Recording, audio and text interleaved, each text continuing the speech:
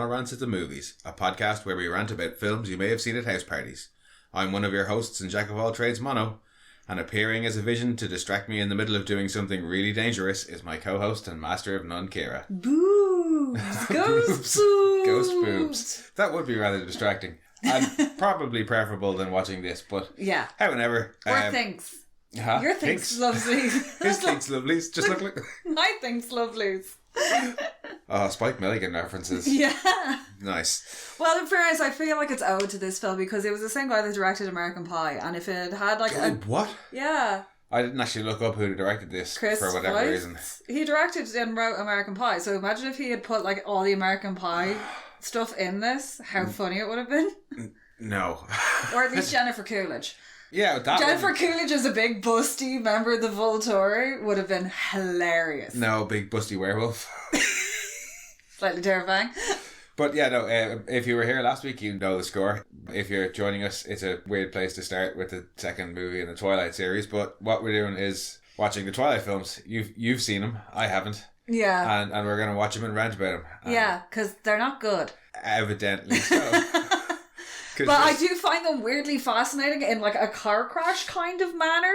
This being New Moon, the second film, was, in my mind, marginally better than the last production one. Qualities. There is a story that does a thing, because the first movie is the first movie is a complete and utter nothing burger. There's an actual story. There are more things that I like in this one. There's less vampires. There's less vampires, but the vampires at the end are very fun. Yeah. And the werewolves are kind of fun. They don't you get a little bit more amount. action-y kind of stuff, and more, I do like Victoria moving through the forest.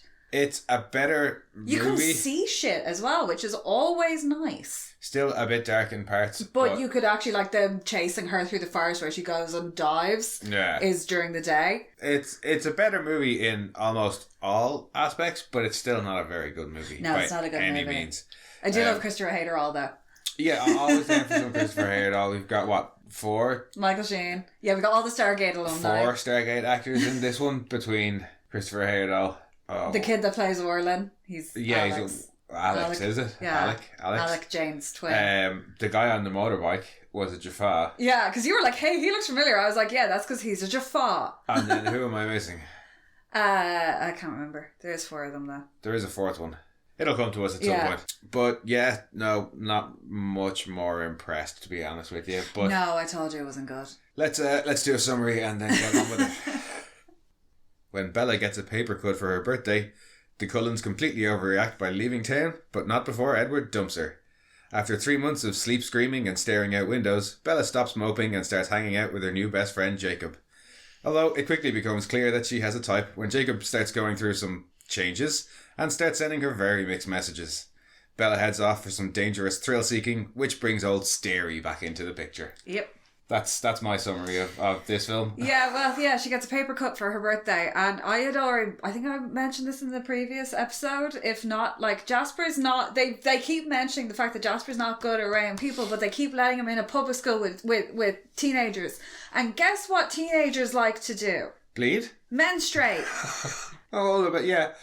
And all the other paper cuts and random... Like, shit that happens, yeah, it does. Like, you probably have a kid with nosebleeds, like that poor there's always a kid with nosebleeds. I mean, it's just not a good idea to have him around school or around the school. Yeah. But like, especially if that's how he's going to react. Like, I know he's in the room with it and she's supposed to have, like, fucking, I don't know, like... super attractive blood that everybody wants to drink. Like, fucking crack blood.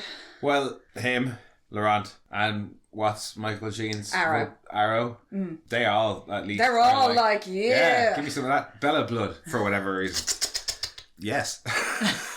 Yeah, she got the fucking pixie dust blood. Yeah, Jasper, I'm kind of on his side though. Like, it must be a pain in the ass if you're trying not to eat people and there's people around all the time. Yeah. Bleeding and just being, appetizing. Yeah, and like Alice could not have to have him with her all the time. Like, he could stay at home. It's okay. He doesn't have to go to school. They don't, like... They could just be like, he fought for the Confederacy. I mean, history must be super boring for him. I don't know that stuff yet. No, they don't really. I think they bring in a little bit of it in the later ones of his history, but not the whole thing about the massive, like, vampire cabal wars that were going on. We'll get to the end And then I'll ask you all the questions that I have about things that haven't been explained that might be explained in the books. But I Or also I'll like just the want fact to be that she done with gets it a all. paper cut and he's all like, nyang, nyang.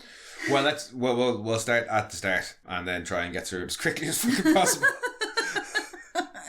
Because what is the start? Oh yeah, it's the whole it's Granny. Oh no, it's not Granny. It's old me her in the nightmare. mirror. Yeah, And I was like, yeah, because she has a genuine fear of like aging now. well, that's what I was saying at the end of last week's episode of like she is that's not going gonna be after fun. anti-aging like those fucking kids in Sephora. Okay, Yeah, reference not for me. no. And yeah, then it's pretty much on to And then, like, you've got... I do love me some Billy Burke when Charlie comes in and is like, I bought you a really expensive camera because your mom told me to, and she got you a scrapbook. And also you have a grey hair. And then she freaks out. yeah, so get scrapbooking basically. Yeah. And she goes off to school and pretends to be friendly with her supposed Oh, and this human is where I friends. started my count of times people could have potentially been hit by cars because they just walk out. Also, he parks like a fucking asshole. He parks sideways across 3 spaces. He parks and walks like an asshole. Yeah, and he could have so easily been hit by a bus. And in fact, I think in Vampires Suck, which was the parody movie of this, that's what happens. Should we do Vampire Suck when we finish with all I don't these? know if it's any good. I've only seen chunks of it. Well, I mean, it can't be any worse than these. No. Well, it could be. Have you seen Epic Movie? No. Oh, yeah, it's bad. I mean, if it's, generally speaking, if it's not a Mel Brooks parody film, I kind of don't want to know about it. Scary Movie 1 and kind of 2. Yeah, well, it's going to be hard to live up to Dracula Dead and Loving It. Well, I mean, that's not his finest parody, but that's a pretty good one. Yeah, basically for Renfield. But yeah, we can maybe do a Vampire Suck at the end if we're not, like, completely worn out from these you are films. going to be. These are not fun. Let's carry on then. So yeah, she gets to school, she meets up with that asshole, and then Jacob shows up. Oh god, they have that. I love the fact that everyone leaves when he arrives because they are that couple. You know the way in the first one, everyone left when they went onto the little gazebo to have the dance. Oh yeah, they do it again. They do it again, and they clear the car park. They're all like head touchy and kissy and like, oh, we've got to go to class. And it's that weird, awkward, grabby, gaspy. It's just kind of uncomfortable for everybody. It is the least on-screen chemistry I think I've ever seen. No, you haven't seen 50 Shades of Grey. No, I haven't. Yeah. No. And I hope not to. Yeah. As I said last week, if people want us to put ourselves through it. This is uncomfortable, but you don't feel like you have to report it to the police. Well, I mean, I kind of do because he's 90 years older than her. But yeah, then Jacob shows up and gives her a dream catcher. Yeah. And then we have some... And we get one of our last looks at the wig. I'm not sad to see the wig go, to be honest with you. I really amn't. And then we have the whole Romeo and Juliet in class. Oh, why are they doing... They're like, what, 18? And they're only doing Romeo and Juliet? We do it when we're like, what, 14, 15? It's generally on the junior cert. Yeah, it's generally on the junior cert. It's the Shakespeare you do on the junior cert because it's easy, like, you're relative in age to the characters. You can... Well, it's an easy enough plot line. American education system? Question mark? Yeah. I took more issue with the fact that the teacher was like, show us you've been paying attention by quoting the last 8 lines that were said. Iambic pentameter. I couldn't do that, and I know big chunks of Romeo and Juliet. Well, never mind that. If anybody was just like, hey, repeat the last 8 lines of dialogue from the film you were watching, no. I mean, I can tell you the gist of what was said, but I don't remember it word for word. Also, they were watching a not good version of it. They should have been watching the Baz Luhrmann one. I love that one. Well, then they would have had to have paid Baz Luhrmann to use a chunk of his film. I know. So that was probably some fucking public domain shit that they used. And all the girls swoon because I do like the pan over where they're crying and Eric's crying and Mike's trying to hide it. No, Mike's falling asleep. Oh, is he? Yeah, well, I'm pretty sure he was falling asleep. Then they're having a whole chat back about what he would have done or his whole plan to end himself, if anything, if he had been able to get to her in time with James. He was going to go and turn himself into the Volturi and that's make a another scene. really shitty, stilted, weirdly fucking written conversation. Yeah. Just the way he talks about it. And being like, he's like, you are my life, and without you no, being just even the way he's talking about suicide and suicide for humans and how easy it is and this, that and the other. It's just fucking weird. But yeah, that they talk briefly about the Volturi there, and then they go outside and Alice gives her a big hug and another present. Oh, and she looks like a demented art teacher. She kind of does look like a demented art teacher. And then they bugger off to Edward's house to talk more about the Volturi. Yeah, that's in Carlisle's study, and there's a big painting of them, and they're like, is that Carlisle? And it's like, yeah, he was with them for a while, and just kind of describing who they are, and that they're the governing body, and they basically have one rule, which is, don't expose yourselves to the humans. And they're quite cruel, and Arrow likes to collect unusual immortals. Oh, we also get treated to a beheading. Oh, yeah. A proper beheading to see time. just what they're like. And Arrow pulling a guy's head off and then ripping off his arms. Yeah, and I think there's more suicide talk there. But I was like, finally, a beheading. Because that's the whole thing in the books, is that the vampires they're described as being like granite.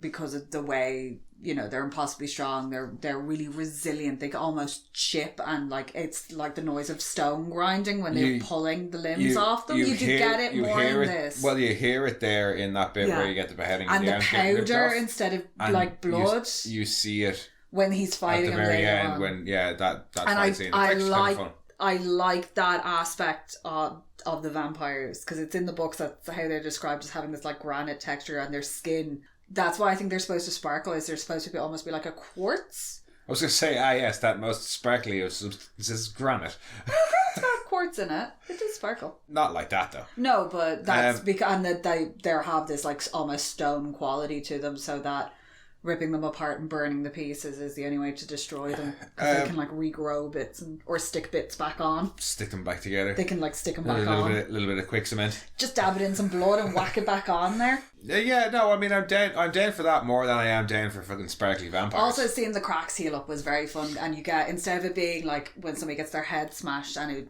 you would get the pool of blood blossoming, it's the cracks. Yeah. I really like that. No, there were some cool visual bits in this, certainly compared to the last one. But yeah, they talk more about turning her then. Yeah, because she's like, and it's the same she's back like, and forth as before. You should have just let it happen. She's like, because I want it to happen, and he kind of gets a little bit into his soul thing. A little bit. She more or less ignores him. Yeah, then which she continues to do for the rest of the film, and even when Carlisle kind of gives her a more simplified version of it and poses her what should be a question that gets a lot of thought and consideration. Well, but like a situation that she really should go and consider. She just glosses straight over it. Well, yeah, but that's after, because we've skipped over the inciting incident. When Jasper tries to eat her. The Jas paper cut. Yeah. Where he goes, nang, nang. Yeah, she gets paper cut, and Jasper freaks out, and Edward throws her clean across the room. And smashes her into a whole, like, vase of flowers and gashes her arm even more. Worse. And he does learn from that, though, because later on, he just tucks her behind him. I don't know if he's learned. But yeah, so she gets like cut up pretty bad, and Jasper gets even worse, and they all try and like calm him down and take him away. Yeah, and Carlisle's like, fuck off out of here, you idiot. I'm going to go and stitch up your girlfriend. Yeah, and then that's when he tells her all about this. There's that brilliant moment though when they come down the stairs and Emmett goes up to Edward and goes, dating a hot older woman. Hot. Yeah, that was kind of... It's so funny. The look every now and then, the times I think that Robert Pattinson shines in this is with some of the family scenes, because the looks of exasperation are so good, and they're so animated. It was in the first one as well, in the family thing, when he's like making all the disgusted faces about everything they're saying. Yeah. And in this, then the look he gives Emmett when he says that, and you're like, why can't you be like that for the whole that was probably thing? because it was probably easier to relate to. Yeah. Easier to relate to like fun family relationships than it is to this incredibly stupid fucking romantic relationship that he's supposed to have with Bella. Yeah. And maybe it was just like on-set banter. Yeah, because the two of them really don't have any chemistry. They really don't. And it's only brought into stark contrast later, because I think her and what's his face? Jacob. Taylor Lautner do have a good on-screen chemistry. But it's an actual like friendship. And they do appear to like each other. Yeah, but we'll get there eventually. Yeah, because they go home then. Yeah, her and Carlisle will have the talk in the office about the souls and things like that. And she Carlisle chooses to swiftly ignore. Saying, like if he's like, oh, I can do it because, it's strength of will, and if I'm damned, I may as well do some good while I'm here. Yeah. And with this unnatural time and knowledge that I've acquired. And Carlisle's incredibly noble and he's a really nice person. And she just ignores all of that. She ignores all of it, yeah. And And you really shouldn't. Carlisle does make a really good point. Yeah, and even when he agrees later on, it's mostly just because, well, my hand is kind of forced. Yeah, it's either he that, said you've it's agreed. either that or you are eventually going to He die. just stated flat out. He's like, you can't live without her, and I'm not going to lose you. Yeah. So I'm going to... over your stupid fucking behaviour. Yeah. But, yeah, so they go home. Well, they go back to her home. Seriously, dude, you're what, 120? Calm down. Yeah, that's the one thing that he really does need to do is calm down. But he won't. They have another weird, awkward kiss. Oh, God. Why do they take so long to kiss? It's not suspense. It's like that fucking bit in the IT crowd where he's going up on the wheelchair lift into the back of the... It's just so painfully cringy and horrible. But it is horrible, but I was quite happy in the next scene when he shows up the next day and is like, hey, let's go for a walk so we can have a chat. And I was like, ha, you're getting dumped. Yeah, he's just getting dumped. He's just lurking around the side of the house. And then, once again, takes her to a secondary location. And dumps her ass. And then she starts to chase him through the woods. Like, she's having a fucking panic attack. Oh no, that conversation is fucking dreadful as well. It's so drawn out. One of them will say a short sentence, and then there's like a 5-second pause of nothing before the other person responds, and then more silence. And more silence, gasping and heavy breathing, and then he leaves, and she starts to chase him for some unknown reason, and she keeps falling down. Well, she makes absolutely no attempt to argue with him. No, when she's he's just there. Like, what? She's just like, oh no, I'm believing all the things that you're saying, despite the fact that you've told me multiple times that that's not the truth, and you've already risked everything for me, blah blah blah blah blah.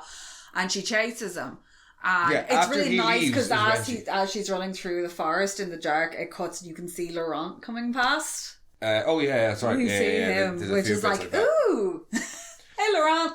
But yeah, she wanders around the forest. Because you kind of just figure, because he had been hanging around he had been over at the Cullens anyway, so you figure, maybe he's just hanging around in the area. Like, yeah, maybe he's just waiting around, seeing what's happening. Yeah, so. But yeah, she runs around the forest for hours.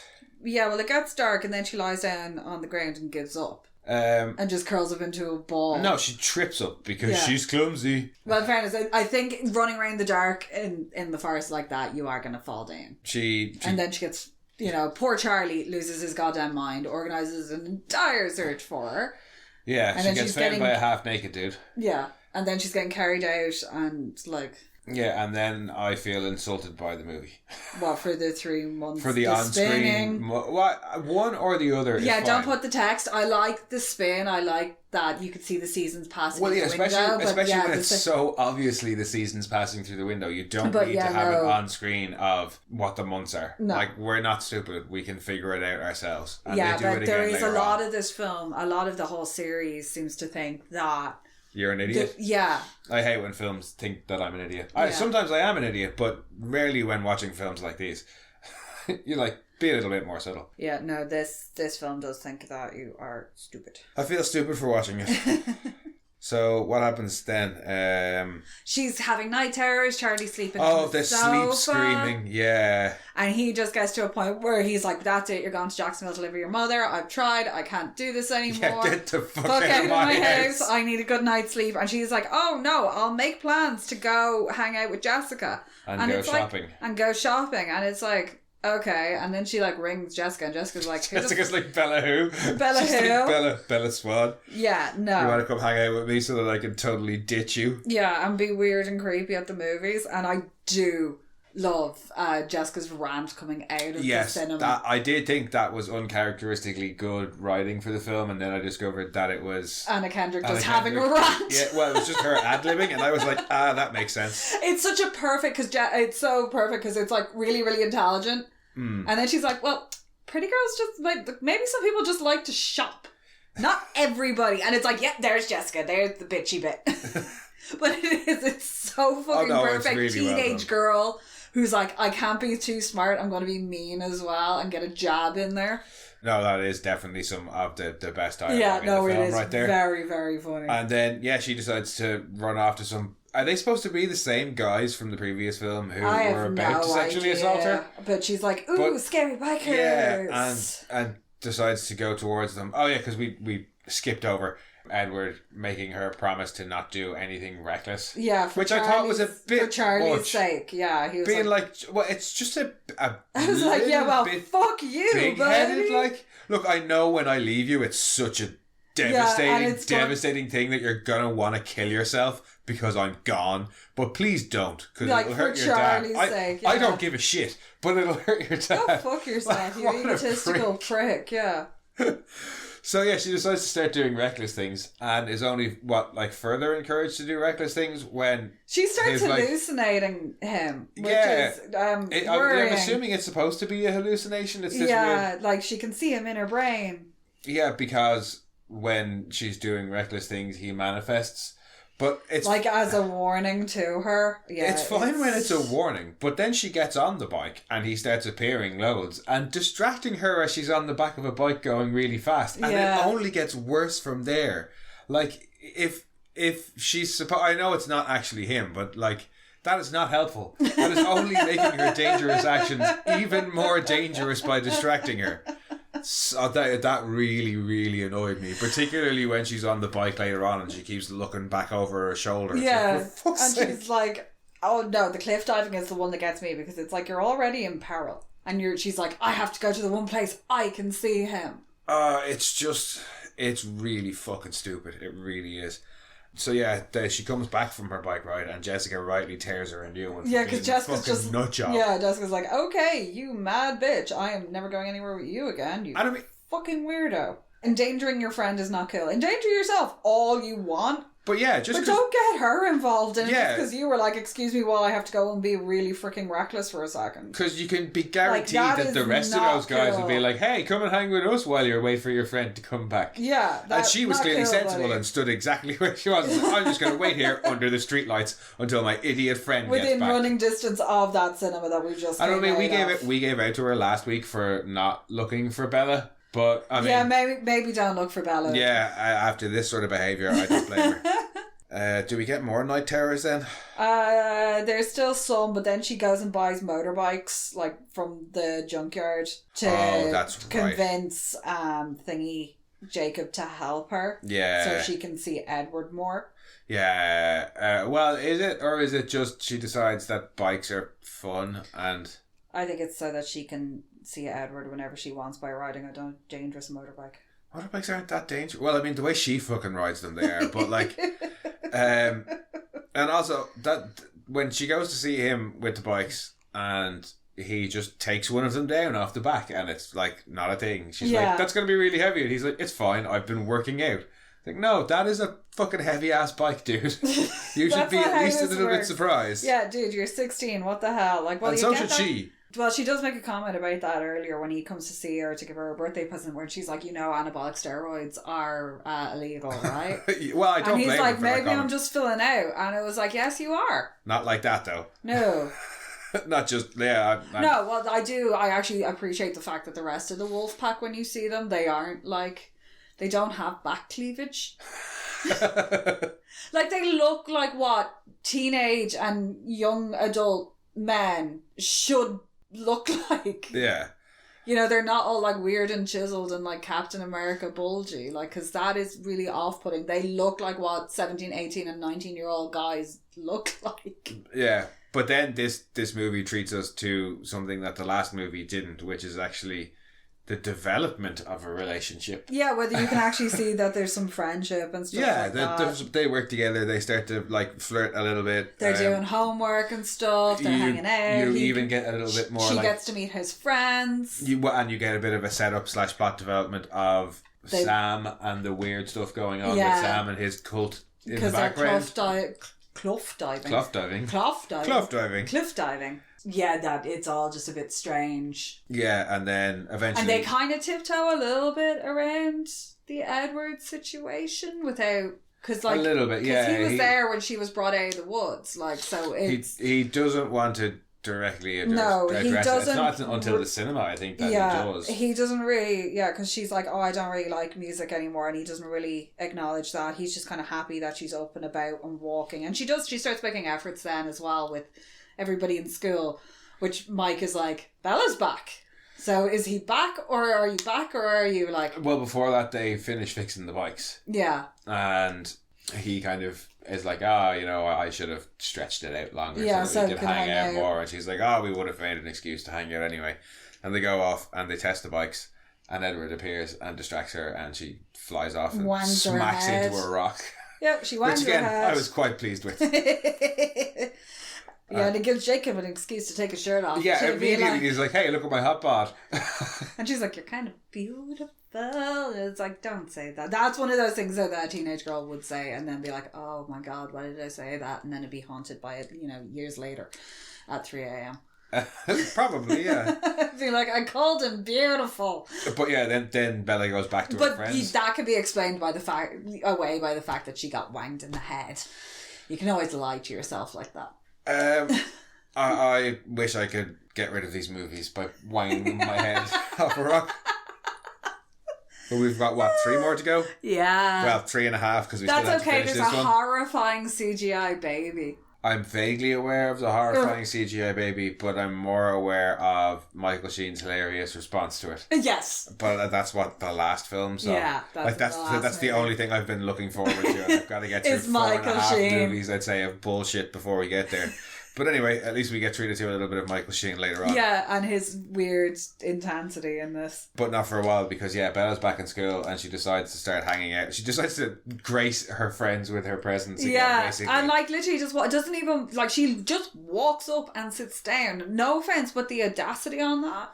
Well, I also assume, given neck on you. Given what we know of her, she probably just, after the whole Edward deserted her in the forest thing and she fucking collapsed and then got brought home and screamed and slept and stared at the window for 3 months. And sat at their table in the cafeteria. Yeah, I guarantee you she just got up and just sat down at that table one day, never said anything to any of those friends. And then just walked back. Her sitting down but coming back over to them and sitting down and just being like, hi.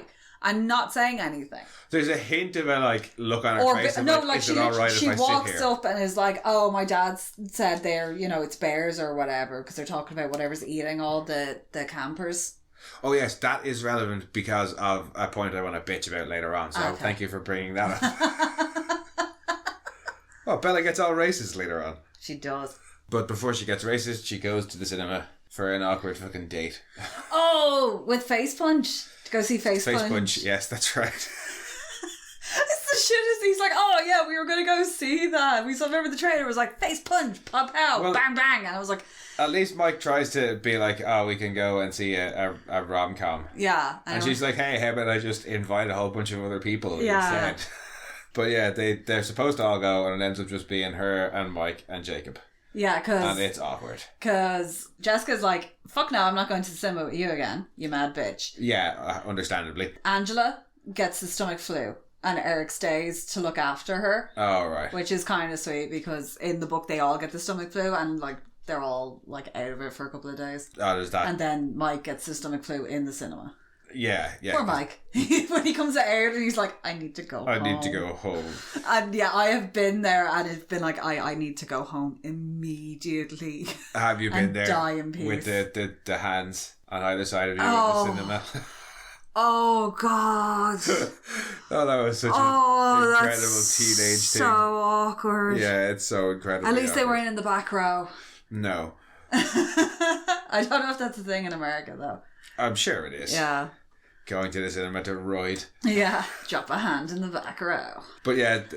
Oh God. Yeah, no, and just the pan from one hand to the other of them both sitting there with them casually positioned. Yeah, no, look at how casually, nonchalantly my hand is here. It's not here for any reason, but you can put your hand in it if you want. I don't mind. Yeah, no, fuck off away from me, will you? But then Jacob tries the direct route when Mike is busy vomiting and they're outside. Obviously the film isn't very good because when Mike goes to vomit, they just walk out of the film. Yeah. And I do like that he calls him a marshmallow. But yeah, Jacob tries to go for it. And hold hands and be like, hey, I like you. And she tries to be all, no, don't. I'll just ruin it because I ruin everything because I'm shit. Well, she is, but not for those reasons. No, but at least she does she does try and say it doesn't mean the same thing to me that it means to you.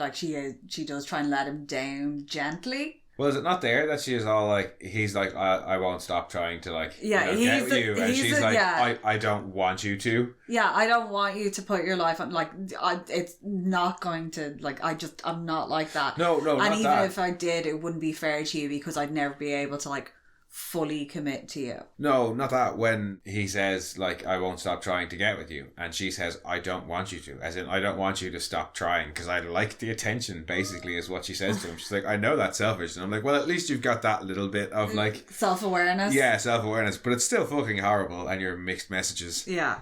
But yeah, then Mike comes back out of the bathroom and is like, I need to go home. And Jake takes great offense to this for some reason. But yeah, he just gets super aggro. And then it's all like, up in his face. I also don't feel really good. Yeah, we can take this outside. We can make this a problem. Because they'd already had a little bit of a standoff outside when they were waiting on Bella showing up.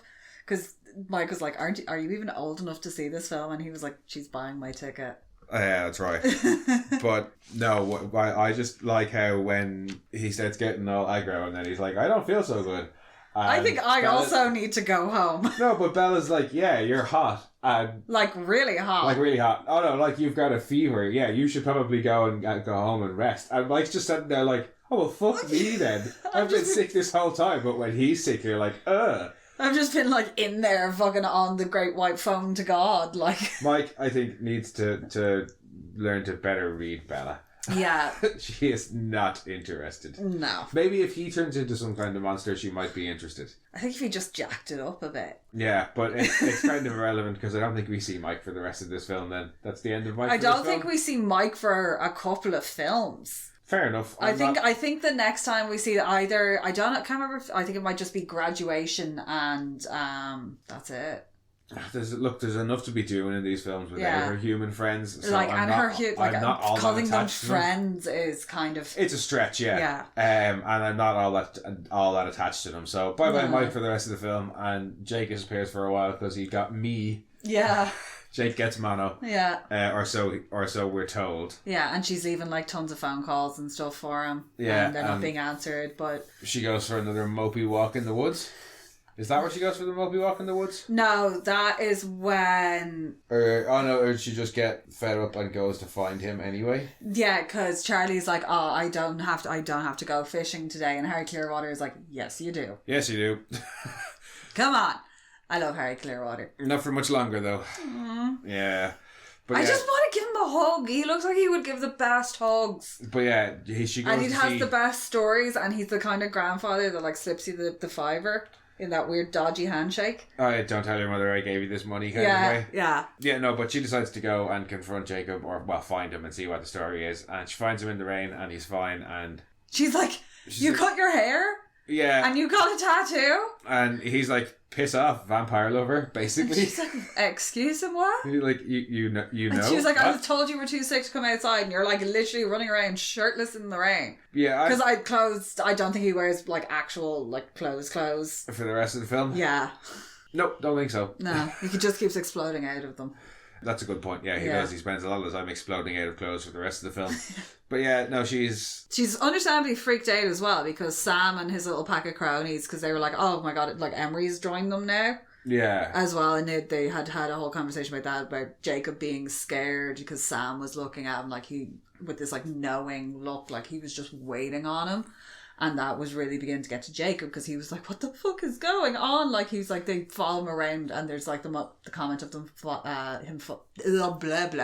them following him around like puppies. Yeah. So seeing him then, this like everything he'd been afraid of. And she's like, did Sam get to you? It's the only time she's ever genuinely concerned. And that's because she's like, please don't leave me. Yeah, and then... I don't like being alone or ignored. Yeah, he goes on a little bit about having broken his promise to her. And she starts... Oh yeah, we haven't really mentioned the emails to Alice thing. Oh yeah, she's emailing Alice. She keeps emailing Alice and telling her everything, even though none of the emails are going through. And to be honest with you, I'd say if you read those emails one after the next, they'd be a fucking roller coaster. Because she's like, I'm horrible, I want to die, everything is awful. And then I'm great again, it's fine, this Jacob guy's cool. And oh, it's awful again, it's terrible. Because Jacob's left me. And I find all my self-worth in other people's opinions of me. Yeah, so that's when she decides to go for another mope in the woods because Jacob doesn't like her anymore. Yeah, so she goes off to find the meadow, the wildflower meadow, and instead it's all dead. That's right, yeah, that is. And she gets all sad. There. She's all sad because it's not like she remembered because no shit, it's like January. Yeah, like you were there in the summer. Of course the meadow had flowers in it. It is now, January. No flowers. Not yet. Doesn't work that way. Vampire. But yes, Laurent shows up. She does find a vampire, it's just not the one she wanted. Yeah, well then she hallucinates the one she wants. Yeah, who's like, lie. Yeah, lie better. Yeah, lie better. Just fucking tell him anything. Well, I mean, he's pretty good at lying. Yeah, no, I do. I enjoy Laurent. I like the fact that he's like, I am showing you mercy because I will grant you a quick death. Yeah, that was nice. Yeah, he was like, he was like, no, appreciate this gift, child. I will grant you mercy. Because she's gonna drag it out. Oh yeah, she's gonna be mean. She's gonna be mean. And then we get our first look at the werewolves as they chase him off. Yeah. And they're fucking huge. They're just huge giant wolves, they which I appreciate. Still look really good. Like, I mean, I knew that was coming because I had seen bits of it before, and I knew that's what the werewolves look like. But I like werewolves that are just big, giant having wolves. them come out through the forest, and you get this slightly slow reveal because he's stalking, but you don't get a sense of scale until they come past her. Yeah. Oh yeah, no, but it's not like a wolfman thing at all. No, really it's just a big ass wolf, which is super cool. fun. And they're all slightly different colour variations as well, which is nice. And Bella thinks that they're just giant wolves and runs off back home and tells they're her dad. Wolves, yeah. And Harry's like, oh, for fuck's sake. Harry's like, oh, now I gotta go and pretend to hunt for the wolves that I know are my relation.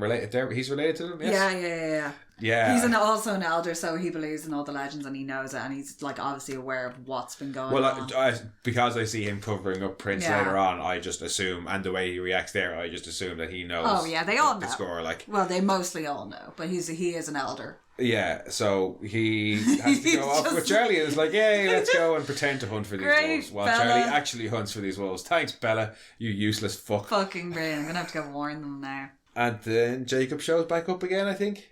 No, but you do get Laurent being chased by the wolves. No, you don't. When he runs across the meadow and he stops and then only get a brief punches one of them. So you get a little bit of how the wolves go after the vampires. Yeah, but you don't see it till later on when they're going after but when Jacob's talking to her and he's like, we actually killed that dude that you're telling us we should be worried about. Yeah.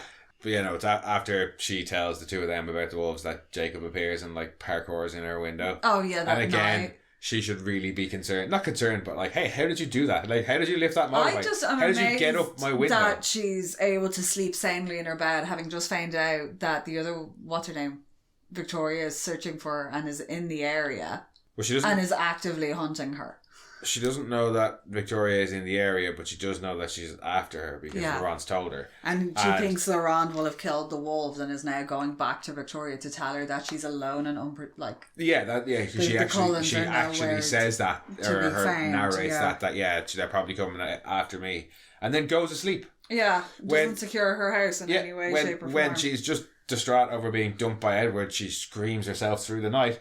When she thinks she's in actual, genuine, mortal danger, she sleeps like a baby. I'll go have a nap, I think, and I'll get woken up by some pebbles being gently thrown at my window. And open the window and look out and be like, what the fuck is going on? Not, there's somebody at my window and I know there's people hunting me. Yeah, yep. Run! Girl's an idiot. Yeah. And more of an idiot when Jacob just jumps up, basically. Jumps up into her window. Yeah. And she's like, yeah, that's a thing that normal people do. In fairness, boys are coming in and going out of her room. Like...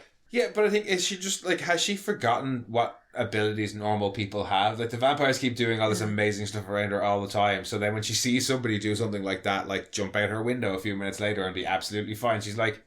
Yeah, I think that's a thing that people do. Yeah, people can scale 15 foot up a wall in 2 seconds flat, can't they? I can no longer tell. They can lift 500-pound motorbikes off the back of a truck with no problem. Like that's what people do, isn't it? They can run around shirtless and not get hypothermia in the middle of the fucking winter. That's all normal human behaviour, isn't it? It's only the lifting cars and running super fast. That's unusual vampire behaviour.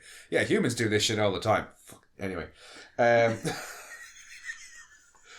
He is like, I He's doing his have you best ever had a at- secret that you can't tell anybody that's not your secret to tell? It's like, yeah, the whole vampire thing that you're pissed off with her Yeah. over is exactly that thing that you Yeah, just said, you know Jacob. that secret that you have? I have a secret like that, which Yeah. it sucks. And then he's like, and the worst part is you already know it. And then she's like, oh, the story about the cold ones. And he's like, of course you remember that bit. Why would you pay attention to anything else that's not serving your agenda? Yeah, it's not anything to do with your precious vampires. But yeah, he jumps out the window and runs off then. And she Has a has nightmare. a dream / nightmare and And like realises- remembers being like lifted out of the woods and seeing a wolf come and get her, and then it turning into a human. Does she see that? It's kind of in that weird dream sequence that she has. Oh nightmare yeah, thing but where yeah, she's she wakes running up out in the and wolves. decides In to the go wolves, over. in the woods even. Yeah, wakes up and decides to go over to Jacob's and just like rudely pushes past Jacob's dad.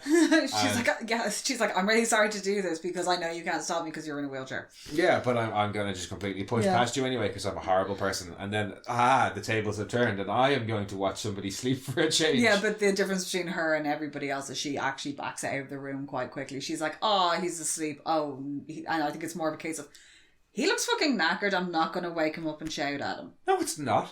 She looks out the window and sees Sam and the other werewolves and is like, hey, there's those assholes. I'm going to go confront them while he's asleep and can't stop me from doing it. That's what that is. I'm so mad right now that I need to go and shout at people. Yeah, so she goes over and she shouts at them and she Then slaps she one of them. slaps one of them, which And is a really bad idea in general. Don't just go around slapping people. Like, Yeah, especially when, like, what she's been told up to this point is that about they're Sam quite and- dangerous. Well, yeah, but there's just, they're a bit weird and, like, he's referred to them, okay, he probably didn't mean it literally, but referred to them as a cult. Yeah. And then your friend's behaviour completely and radically changes one day. Yeah, and suddenly begins he knows- associating with and them. suddenly he knows about vampires and is associated with this guy. Yeah, maybe don't run up and confront him and slap one of his fucking little, like, lackeys. Yeah. But she does.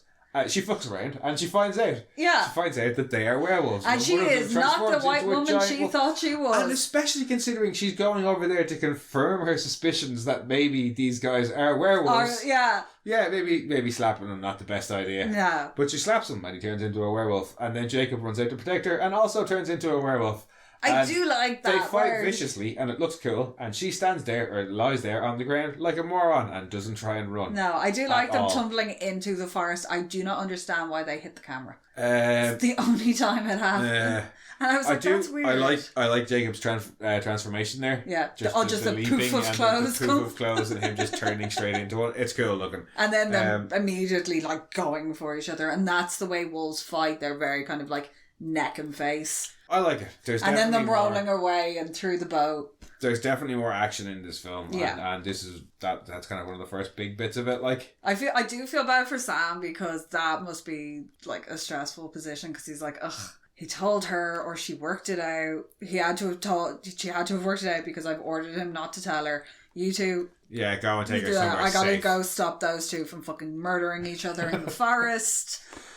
Yeah, but so the two of them take her off to Sam's missus's place. What's she Emily. called? Emily.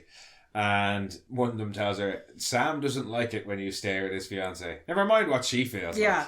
But Sam doesn't like it. No, Sam doesn't like it when you stare. Yeah, she goes in and gets a fairly warm reception. Yeah. The two lads try and freak her out by being all like, ooh, we're werewolves. Ooh, aren't you scared? And she's like, no, I hang out with vampires. Like, get over it. And Jacob then Trying to returns. tell you the story about how I nearly died. Jacob returns and they go for a walk on the beach. Yeah, and they that's have when she gets all racist. Yeah. Well, speciesist. Yeah, and he's Monsterist. all like, and the whole reason that they're like, don't stare at Emily is she has some quite deep scarring on her face. And Sam got angry, couldn't control his shift and hurt her. Yeah. And will probably never forgive himself for that, which is why I think the staring really bothers him because it's and it's on her face as well, so it's a constant reminder of the time he lost control. Yeah. So Jake's whole point is, you saw Emily, you saw what can happen. Yeah, this but is that comes what a bit can later, happen yeah. as well when Although I do like the two lads betting on who's going to win. Oh, Damn, did you see that shift that Jacob did? Yeah. Like the boy's a natural. Like, he's definitely going to win this fight. But when Jacob shows back up, they go for a walk on the beach, and he explains a little bit about that as well, about Sam losing control. And then he starts talking. Well, no, she starts getting all like, you're a monster now, and you aren't. You've yeah, and at king. least the Cullens don't kill innocent people. And he's like, what are you talking about? Like, and she's like, all the campers, you killed them. And he was like, we didn't kill anybody. We've been killing the fucking vampires that have been eating them. Who do you think was eating them? Do you think it was us, or do you think it was your dreadlocked friend? And if she stopped thinking about it for like a second, there's a vampire in the area. But he suddenly seemed quite pissed off with her when he found out that she was a vampire. Yeah. And she remembered the story, but from she didn't the first remember time. the key point about the story being that the wolves are to protect the humans from the vampires. But she should remember from the story that the Cullens and his tribe have a bit of a standoffishness. And then maybe she should go, oh yeah, so the werewolves obviously don't like the vampires. Yeah. Fair enough. And then as to all those deaths, hey, maybe it was that guy who tried to kill you yesterday. Yeah, maybe it was Laurent just eating people. In fact, I assume it was Laurent going around eating people like he was in the last film. Yep. But yeah, she doesn't even entertain that possibility. And that it's immediately like, Jacob, you're a murdering bastard. And I don't like murdering bastards. I only like tortured soul monsters. And he's like, yeah, no, we don't do that. Yeah, no. We kill vampires. Yeah, and that's it. We don't hurt people. And then stop it. And then she insults him further by like completely underestimating them and being like, no, you can't take on vampires, they'll kill you. And he's like, no, we totally like absolutely tore annihilated that guy. Yeah, like he dead. And as soon as we catch that redhead, she gonna be dead too. Yeah. And that's when she finds out. She's like, Victoria's here. Like here. Yeah, because he says we keep running her off. Not like around the area, but like in town. Well, he says that they keep literally running her to the Canadian border, and she keeps coming back, and they can't figure out why. And she's like, she wants me. Yeah, it's kind of me that she's after. Hi, it's me. I'm the problem. It's me. Absolutely the problem in, I imagine, all of these films. Yeah, a lot of the solutions to a lot of the problems in these movies are eating Bella. Yeah. Just straight up killer. So they run off to chase her again. Yeah. Because they do say that the whole reason they're allowed, because the Cullens have gone, they've been able to, like, the town and everything now is under their protection. Yeah. And they can patrol it all. So they're like, how many Cullens are here? What's the story? Are they actually here in town, or are they gone for good? Because when they come back, we have to cede the territory back to them. That's a bit later. Yeah. Yeah, because after that, is it the hunting trip? Yeah, it's the hunting trip. It's Harry and the hunting trip. Charlie going hunting. The wolves also going hunting. Yeah. And then Bella goes cliff jumping. Bella's like, oh, my dad's out hunting wolves and my best friend's out hunting the vampire, and the vampire's hunting everybody, including me. So I'm going to go and fling myself off a cliff into water I don't know, and I'm not going to tell anybody where I'm going. Yep. Oh, Harry died, by the way. Oh, and Harry dies. Yeah, Harry dies in there. He has a massive heart attack. I wasn't that, well, kind of brought on by vampire attack. Well, vampire, picks him up, and then vampire getting taken out by werewolf. And vampire was about to take out Charlie. Yeah. Well, no, she doesn't get taken out. She just gets run off, and she also jumps off a cliff. Yeah, I do. With a bit more style and panache than Bella. That is, I like the chase. I do like how that's shot, actually, yeah. And all the wolves moving. But yeah, she decides to jump off a cliff and has more Edward hallucinations. Yeah, it's really stupid. She doesn't even jump. She steps off a cliff. Doesn't jump out at all. Like, where are you going to get out of the water? Doesn't even look down. She's like amazed that she survived. Yeah. And then she kind of looks around, because it's like, where do you get out? And at this point, it's a cliff. At this point, she knows that the people that they jump from lower down where it's safer. Yeah, the people that she saw earlier were jumping from that height to show off, and not only that, they're also supernatural beings. Like, come on. Who, and this is key point, have an internal temperature higher than a normal human's, because that's the fucking Pacific. And it was a nice day when they were jumping off. Yeah. It's not nice when she does it. That'd be like hopping in off the fucking cliff some more now. Does she even take off her shoes? No, bitch gets in fully clothed. So she nearly dies because her head gets banged off a rock. And because she has no idea of like the riptides or anything like that. And Victoria's like coming at her through the water, which is quite nice. Victoria does show up there briefly. Victoria's kind of hanging around Bella in the background a lot in this film, but never actually gets to take her shot. She's trying to get it close at her, so she's like testing boundaries. I like it. Is that what she's supposed to be doing? Yeah, it's kind of, you get the impression that that's what she's doing. The Cullens aren't I thought there. she was just ineffective.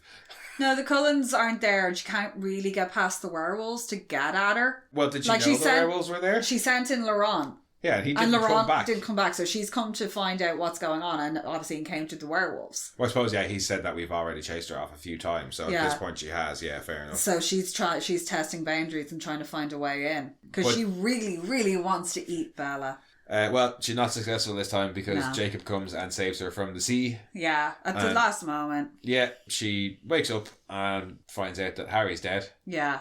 Sam shows up and is like, Sam is like, take her home. I'm gonna go over to Harry's. They're like, what happened with Harry? And it's like, oh, he had a heart attack, and then he didn't make it. Yeah. So they take her home and try to get her dried out. Yeah, they have another weird moment in the car that's uncomfortable. Yeah, it's not great. It's another weird almost kiss for them. Yeah, and then when she goes to get out, he slams the door shut and he's like, no, there's vampires. Yeah.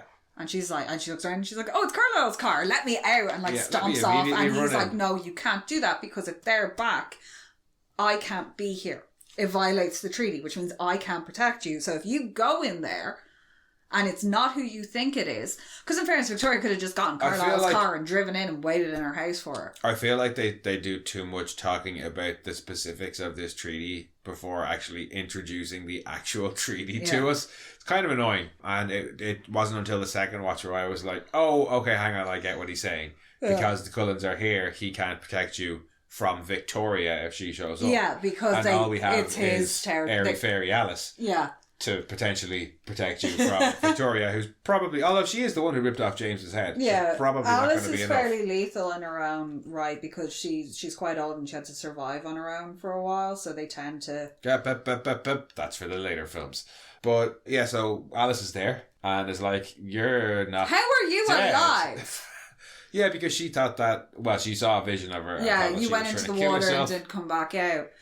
She rightly and sensibly didn't tell Edward because he would overreact. No, but the overreactions come. He's having I want to be alone moment. Yeah, he's off being a bit of a loner and only rings in occasionally, so even if she wanted to, she couldn't tell him. Yeah. But then, is it Rosalie ruins it? Rosalie ruins it. Rosalie's the one that... Because Rosalie was with her when she has the vision. Yeah. And when she leaves, and she's the one that tells Edward, and Edward gets all dramatic. But not before... Alice is kind of quite bitchy towards Jacob. As soon as he put the dogs out. Yeah, it's like unnecessarily antagonistic. That's not cool, Alice. Yeah. But yeah, she buggers off just for a few minutes to let her and Jacob have another moment. Yeah, because Jacob comes in the house and he's like, I don't care about all blah blah blah. Yeah, I'll forsake the treaty for you or whatever. Who cares? Better to beg forgiveness than ask permission. I kind of don't care about the treaty at this point. Oh yeah, they get really close to kissing and then the phone rings, isn't that it? Yeah. And it's Edward, and Jacob says the worst thing possible and says that Charlie's not there because he's arranging a funeral. Edward assumes the worst and crushes the phone before asking for any further information. Yeah. Bella blames Jacob for that. Yeah, he was like, why don't you let me talk to him on the phone? Because Alice has, in the meantime, gotten another vision of Edward having a strop and deciding to go and commit suicide. I do like the way she phrases it as provoking the Volturi. Yes. And at the mention of the Volturi, can you tell I'm trying to rush to get to the bit of the film that I actually was entertained by? And not the awkward transition from the car to the airplane. Yeah, because there's a bit of a back and forth from... Jacob and Bella being like, don't go. No, I have to go because I can't let him kill himself out of guilt. Think about your dad. No, it has to be me. Doesn't even leave a fucking note. Just leaves. Yeah, dad's off. Your dad's mate has just died of a massive heart attack in your dad's arms. Yeah. He doesn't know about all the shit going on. Well, he does kind of know about some of the shit that you're not right in the head. Then you fucking disappear with the sister of the bloke that broke you. Even if she tells him as much of the truth as she can, my ex-boyfriend thought that I had killed myself, so he went to kill himself, and I was the only person who could stop it. He's still going to be like, that's some stupid teenager romantic bullshit. The fuck is wrong with you lot? Yeah. And I like, obvious fucking Romeo and Juliet, like, parallel, whatever. Still, cop the fuck on. Yeah, no. But yeah, we get shitty car plane transition to Italy. Ferrari to random small town. Volterra, that's right. Actually, the name of the town, that is Volterra. It's really beautiful. Alice is doing her best 1950s. With the headscarf and the giant sunglasses. Yeah, it's great. Just driving recklessly through crowds of pedestrians, honking wildly. At high speed, up to police. Yeah, and they who then allow the person who's driven up to them up a closed street at high speed for the passenger to just get out and run away without anybody questioning in the middle anything. of a religious festival to celebrate the expulsion of the vampires from the town. Well, again, I don't think that the cop should immediately go, vampire ploys, any more than I think that Edward's plan is actually fucking good.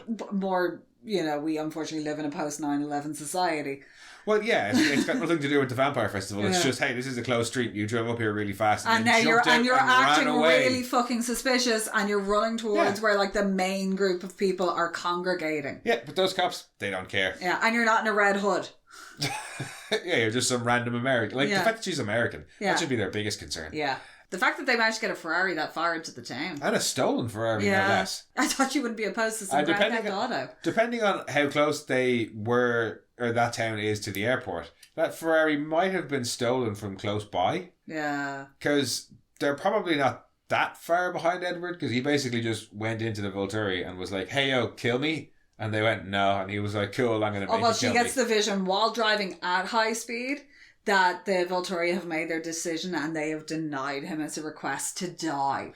At least her visions aren't as distracting as Bella's. Yeah.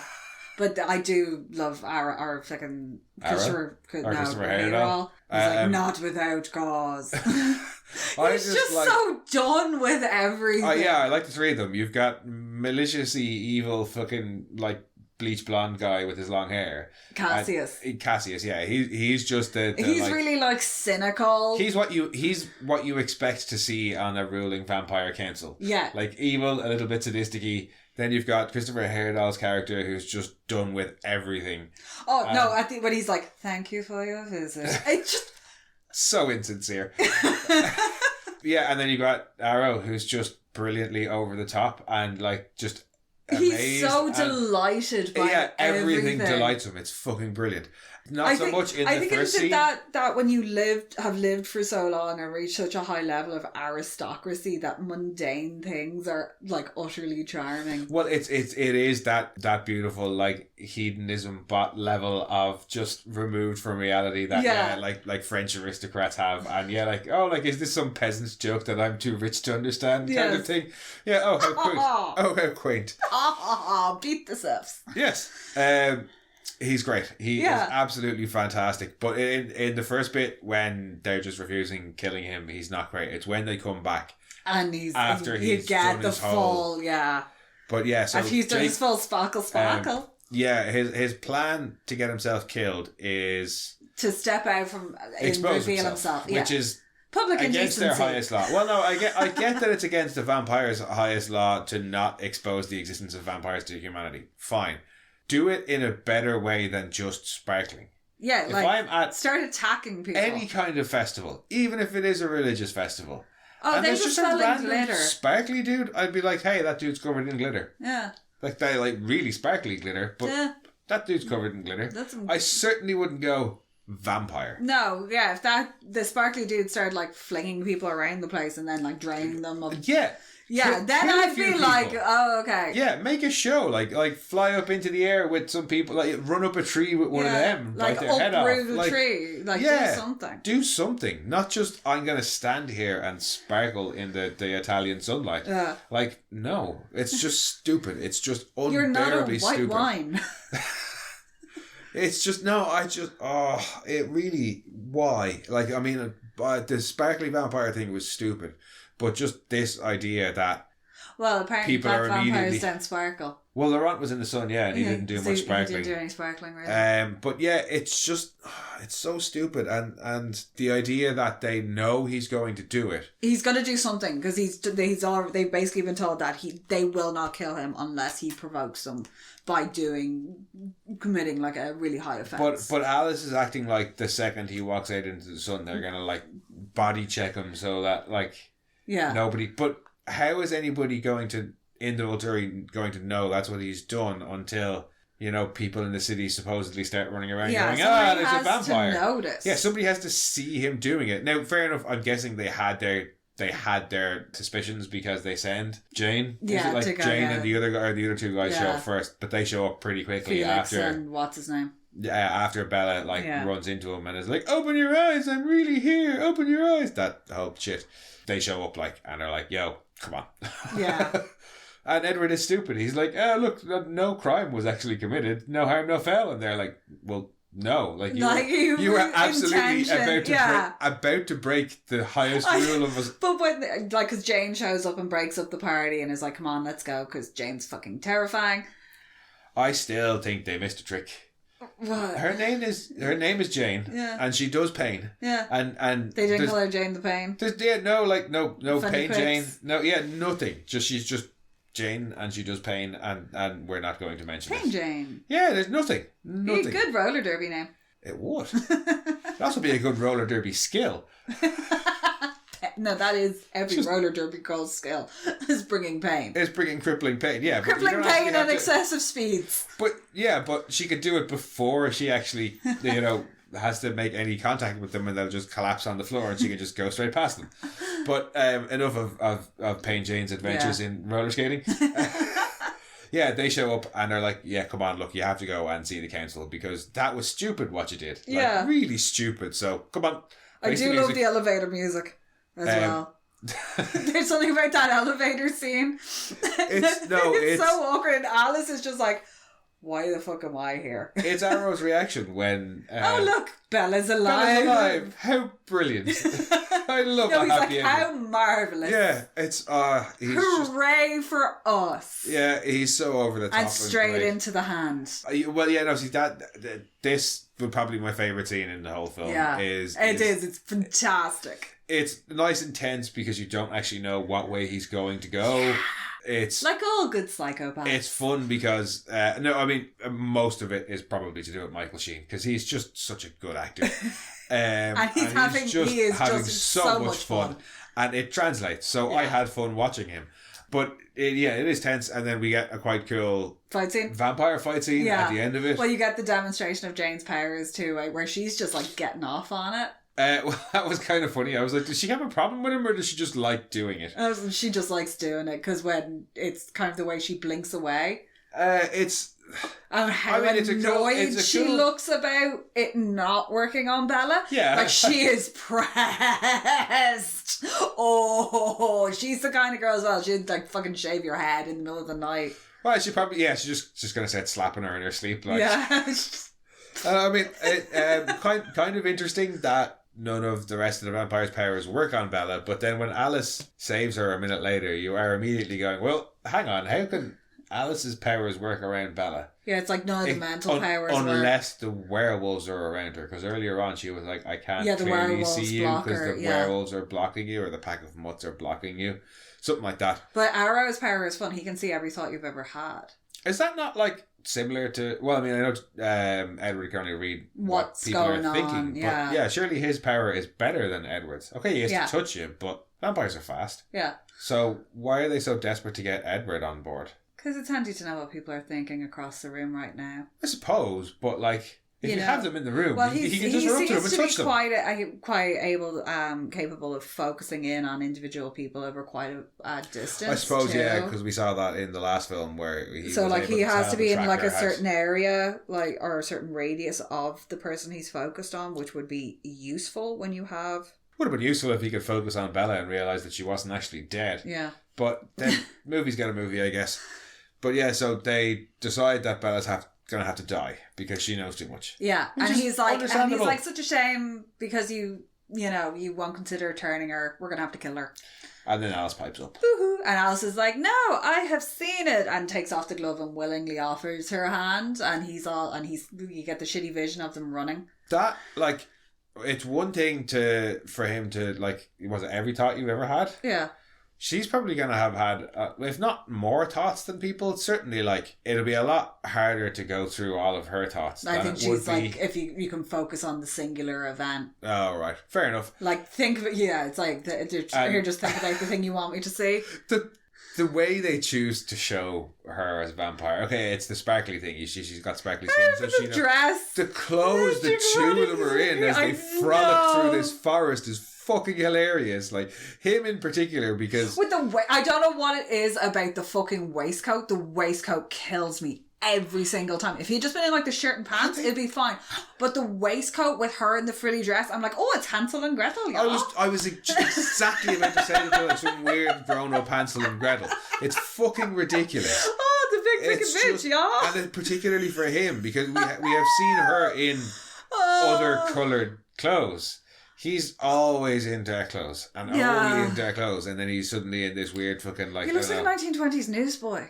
I don't know what. It's weird, but it gets them off the hook. Yeah, because he's like, oh, okay, cool, and we expect to hear about this soon. And Cassius is like, yes, we don't offer second chances. And, Lightly, yeah. And Christopher Haderall's character is just like, thank you. Goodbye. Thank you. Fuck off, please. He's like, yeah, Heidi will be here soon. Thank you for your visit. Yeah, dinner's coming. Fuck off. I'm hungry. Go away. I am your king. Fuck off. And then the movie is like talks down to us again when we see the tour group going through. The whole fucking tour group. And I was like, cool, they're all going off to their deaths. And the movie was like, hey, do you know these people are going off to their deaths? Because we're going to give you all this screaming. Like, oh, fucking just stupid. The whole tour group. No, I like the whole tour group going. Yeah. Fair enough, people might question it, but whatever. I don't care. I thought it was funny. Like, I'm not going to be like... That this movie has enough problems without me going like, oh, people are going to notice that a whole tour group. No, it's hilarious. It's an entire tour group. And I have a bigger problem with the movie, like, dumbing it down for me. But yeah, they leave, and she's all like, yes, I'm going to be a vampire. And Edward's like, nah, I was totally lying to the full tour. I'm not going to turn you. Fuck off. And then there's a whole conversation about Charlie, and Charlie being like, you're grounded. Does he bring her home straight away? Yeah, she wakes up back in her bed. Because he's trying to hide her head from the screaming, and she's kind of it goes to black, and then she wakes up in her bed, and he's there. Yeah. And she's like, "Oh, you're still here." Yeah. And he's like, "Yeah, I'm never leaving again." And she's like, ever. Sorry, what now? She's like, you don't have to stay. It's fine. Yeah, well, I completely forgot about the bit where he was saying, is it earlier on, after his whole sparkly bit, where he's like, oh yeah, I totally lied to you earlier on when I was dumping you. It was so easy. Yeah. You believed me, like, you're such a fucking idiot. Yeah, he was like, I can't believe how easily you fucking believed me. And she was funny. Like, look at you. Especially she was like, of course it was easy, because they have that super awkward photo from her birthday. Because can we just talk about the fact that Alice has no boundaries and was just like, oh, I pilfered through your bag to find your camera. Oh, we're going way back. Yeah, no, but Alice and her lack of boundaries. Well, speaking of boundaries, Charlie tries to set some. Fails spectacularally. He's like, you're grounded. She leaves the house immediately. You're grounded. In her pajamas. You're never seeing that guy again. And he's like, oh yeah, I'm not technically breaking his rules because he told me I couldn't step foot in the door and I came in the window. Yeah, and it was like, I'm already here or something like that. It was stupid. And then, she immediately runs off in the dead of night to his house. To be like, you all know what I want. Yeah. And the only way that it's fair is to vote. And then you get Rosalie, who... I like Jasper's reasoning. I would be nice to not want to eat you all the time. Yeah. You can't really blame Jasper. Alice is like pushing it. Emmett's like, yo, whatever, don't really give a shit. I think he's fairly for it. He's fond of her, like, so he doesn't really care. Rosalie, I do empathise a lot with Rosalie. Well, you get a bit of a kind of idea of why she was so harsh towards her in the last film, because she says here of like, look, I know I maybe haven't been nice to you, but I didn't choose this life, and I wish that I had somebody there to not choose it for me. Yeah. So sorry, but no. Yeah, I wouldn't wish this on anybody. Like, I don't. Yeah. But everybody except for her and presumably Edward vote yes. Yeah, because that's when you get Carlisle being like, well, you've chosen to live your life with her. And she's just gonna keep trying. And also the way it currently is dangerous. And you two are fucking stupid. Because he's all like, oh yeah, there's ways to trick the Volturi. And it's like, no, you've really garnered their attention, because he's found at least two that he wouldn't mind having, which is Edward and Alice. and he's intrigued by Bella in her mortal form. And he so, said, like, he was like, you're making it. What happens when you become immortal? So if they don't turn her or kill her, he's going to show up and take her. Yeah. Plus, former member of the Volturi, 2 that are wanted for the Volturi, and now a 3rd that is wanted, who is currently human and knows way too much about vampires. Yeah. So they're going to be like, and at Jasper least checking in as with well, them via Jasper quick email. has that emotion control. Does he? He can manipulate people's emotions. There's a very brief there's a very, mention of it. when it's the party, she's like, I want to have a party, and then all of a sudden she wants to have a party. And she's like, Jasper, you shouldn't have done that. I was like, what? When was that established? No, it was, or was that it being established? That was it being established. Fair enough. He can control the emotions of people around him. So again, useful. The only ones that don't really, like Esme, she doesn't seem to have anything, and Rosalie and Emmett. What? Would be the only ones that the Volturi didn't really want. Oh, didn't want, yeah. Just maybe they come as a package. And here we have the Cullen family. You think they're not going to fucking check up on them? Oh, they absolutely will. Yeah. But so he then is this is the most fun Arrow's had in a couple of centuries. So they have their vote, and Edward decides he's to drive her home. Yeah. And it's the next day. Yeah, it's the morning. It's the next morning, and she's still not home, and Charlie hasn't checked in. Like there's sometimes I feel for Charlie, and then at other times I'm like, you kind of bring it on yourself, Charlie. Yeah, although at some points too, I think Charlie is just like, fuck it. But on the way home, Jacob is standing in the middle of the fucking road with his back cleavage on full display, and they have a little bit of a tiff. Yeah, I don't care.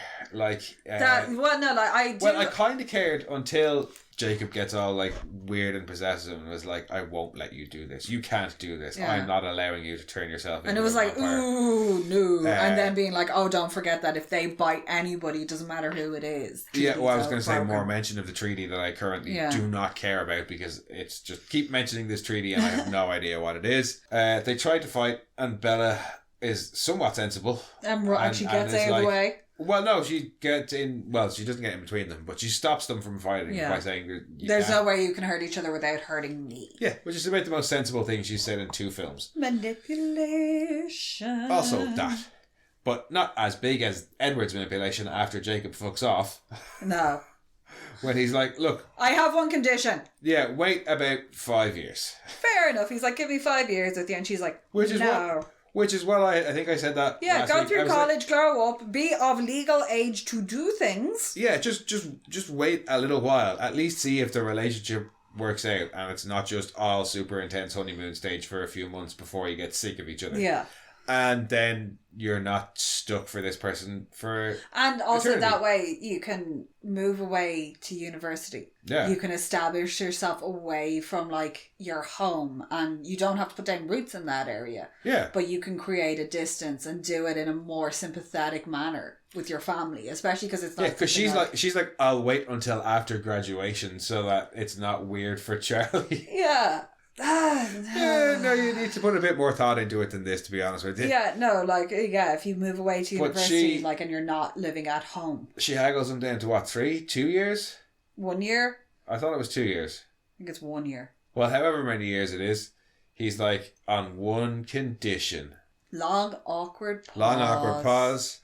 He says, marry me. She gasps, and the film is over. Yep. And I was like, oh, for fuck's sake, that's how they ended this film. Yeah, like, and they screaming in the cinemas. I can only imagine what the fucking cinema was like. Just exploded. Like, especially, I would say, for people who were watching the films and hadn't read the books and didn't know it was coming, would probably be like, oh my god, this is the biggest thing ever.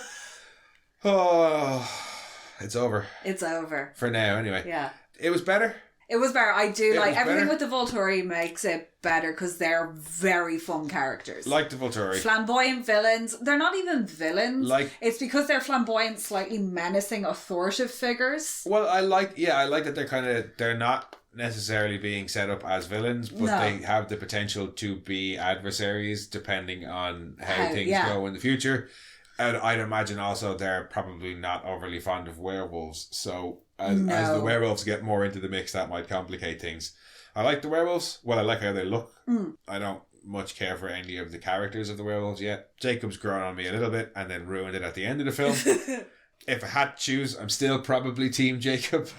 It's probably a safer option overall. But I'm still team throw Bella in the bin and Edward into the sun. And everybody save Charlie. And save Harry Clearwater. Well, he's dead now, so it's too late to save him. I still feel for Charlie, but I'm like, if you're going to set boundaries, like, do better job of, like, keeping those boundaries, Charlie. Because you have an asshole for a child. Yeah, you do have a dick for a kid. I did. I won't go so far as to say I enjoyed it, but it was less frustrating than the last film. There is an actual plot. Like, things happen. It's not just girl very confusingly falls in love with a vampire and then there's some bad guys at the end. There was, like, events happen at the start, then events happen in the middle, and then events happen at the end, and they all kind of come together, and it was an actual story. Yeah, it does. It kind of but a story. It ramps up a bit more now in the next film. We get the continuation of this, and it kicks it up a notch. Well, also I assume they are now together. Together. Yeah. I'm hoping there's no more, like, it's not an on again, off again type thing, and that they're just I think together they're like done now. And it's actual, I'm hoping, adventures of vampires and werewolves for the last 2-3 films, maybe. Yeah. I know there's a baby to come, and like... Oh, that's a whole other thing. That is hilarious. There's the cradling of a non-existent bump. Okie dokie. Yeah. Still not particularly looking forward to going through it, but we're 40% of the way through now. Yeah. And after the next one, we'll be past the halfway mark. So, hooray! As with last week, don't particularly recommend you watch this one either. Do you? No. It's not a good film. None of them are good films. Yeah. It's just, I was amazed that they all got made. Mind you, they made the entirety of the Divergent trilogy, and the last one of that is shite. Absolute garbage. Well, they didn't even really make much money, and they continued to make those. At least these were making money. Yeah. God knows why. No, like that's the only thing. It's like at least it gave them all fuck about money. Well, particularly the two leads. Anyway. Yeah. I can't think of any other good to have come from this. No. Soundtrack was all right for this one. Yeah. I don't know if it was the same. No, it's Alexander Desplat did the score for this. I think I kind of preferred the last one. Yeah, it's a little bit funkier. The first one does have. That's the only good thing about the first one is the OST is worth checking out. Well, the OST for both of them are all right, but the score in the first one versus the score in this one, I thought the score in the first one was a bit better, but that was because I kept saying it was from a better movie altogether. Yeah, the score, all the parts of the movie should have been great, but together it was shite. The cinematography was definitely better. There was no whooshing, spinning around cameras. Oh, the disorienting camera angles. And it had a lot less Edward. Yeah, which is always a positive. Still, don't recommend you watch it, but thank you for joining us. We will be back next week with what's the third one? Eclipse, I think. Yay! That's got a big werewolf vampire fight in it. So okay, cool. Yeah. Because we didn't really get to see much werewolf vampire fight. Yeah, vampire. This one's, I think, culminates with the big werewolf vampire standoff with Victoria's army. More Volturi? Yes, they show up at the end. Hooray! For burning everybody. Something to look forward to. Yeah. Finally. Right, that's it for this week, guys. Thanks for joining us. If you want, you can head back and listen to some of our previous episodes, or you can check out our other podcast, Mono Rants the Boys. Or if you want, you can come and chat with us on Twitter @RantsMono, on Instagram @monorants_the_boys, or you can send your own rants to monorantspodcast@gmail.com. And we'll chat next week. Slán.